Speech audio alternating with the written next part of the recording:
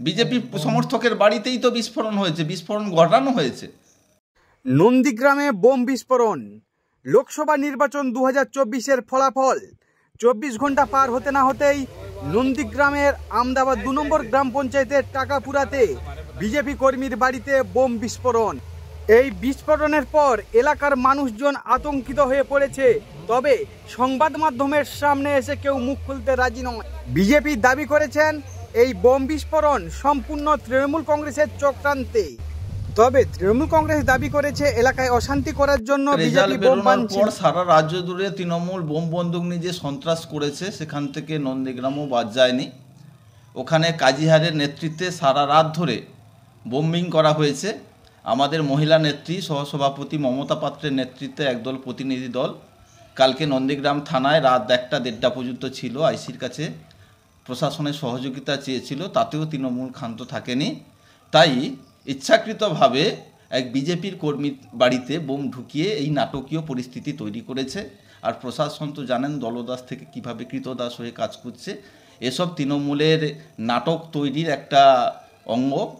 ওখানটায় ভারতীয় জনতা পার্টি কোনোভাবেই যুক্ত নয়, আর কোনোভাবেই এর সঙ্গে ভারতীয় জনতা পার্টি জড়িত নয়, আর দলও এসবে বরদাস্ত করে না। সমর্থকের বাড়িতেই তো বিস্ফোরণ হয়েছে, বিস্ফোরণ ঘটানো হয়েছে।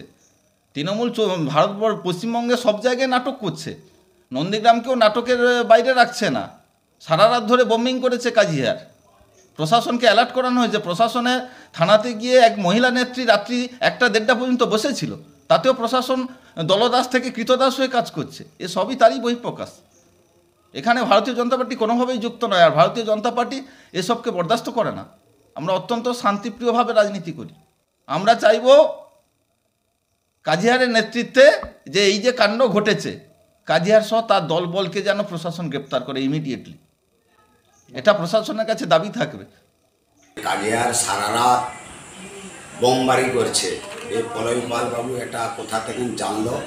কাল 8টা থেকে 9টার মধ্যে বৃষ্টি আসবার আগে রানীচক 178 নম্বর বুথে ওদের ছেলেরা বোম বানতে গিয়ে খড়ের গাদায় ধরে যায়। এখন তাকে অ্যারেস্ট করে নিয়ে যায়। আজকের সকাল 11টা থেকে 12টার মধ্যে খেজুরি থেকে 2 জনকে ডেকে নিয়ে এসছে, এবং আমার আমদাবাদ 2 এর একজন কর্মী তাকে ডেকে নিয়ে গিয়ে বোম বানতে গিয়ে আপনার সুবোধ বেরার বাড়িতে 11:30 থেকে 12টার মধ্যে বোম বাস্ট হয়। পলয়পাল বাবু ওখানে বসে বসে বলছে যে সারা রাত ধরে কাজীহার বোমবারি করছে। পলয়পাল বাবু জানে না যে কাজীহার কে লোক, কী জিনিস, কী জানে না কি? মিথ্যা কথা কোনো কেন ওদের বলে বলে অভ্যাস হয়ে গেছে। 42টা সিটের মধ্যে 30টা আমাদের, 2টো সিট, 12টা সিট জুতে যেন আমদাবাদ 2টাকে মানে হাতের কবজায় রেখে বোমবারি সারা রাত কালকের করেছে। আমরা প্রত্যেক ছেলেগুলোকে বলেছি যে যার সাবধান থাকো। আজকের কেন বোম বাঁধলো, ওই গরিব লোকের বাড়ির ছেলেগুলো কেন এইরকম জখম হলো, এর কৈফিয়ত পলয়পালকে দিতেই হবে। পলয়পাল তো লাগিয়েছে তারাপদ খাটুয়া, মমতা পাত্র, এরাই আমার আমদাবাদ 2-এ এই যে কর্মীদের বোম বাঁধা করা, টাকা পয়সা দেওয়া দিয়ে এইসব কাণ্ডগুলো ঘটিয়েছে। এই গরিব বাচ্চা দুটো, 3টে, খেজুরির 2 জন আর এবং আমাদের বেড়াদের একটা ছেলে, ওই বাড়িতে কেন বোম বাঁধতে গিয়ে আজকের দুর্ঘটনা ঘটলো। আর পলয়পাল বাবু ওখানে বসে বসে বলতে কাজীহার এইসব করছে।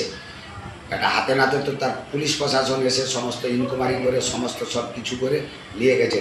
এই একটা নন্দীগ্রামে সিট পেয়ে ধরাকে সরাগান করছে না, এই ধরনের কারবারগুলো কেন করছে? সারা রাত ধরে বোমবারি। আজকের এই তো বোমবারি করবে বলে সব বোম বাঁধছিল, বাইক থেকে নিয়ে এসে লোকজনকে নিয়ে এসে একটা দুর্ঘটনা ঘটে গেল। আমি পুলিশ প্রশাসনের কাছে আবেদন করব, পলয় পালকে, তারাপদ খাটুয়া এবং মমতা পাত্র, ওই জন 3 জনকে পুলিশ যেন আমাদের অনুরোধ করে যেন এদের অ্যারেস্ট যে কোনো প্রকারের যেন আজকালের মধ্যে যেন করে, আর নচেত বৃহত্তর ধরনের আন্দোলন হবে আমাদের।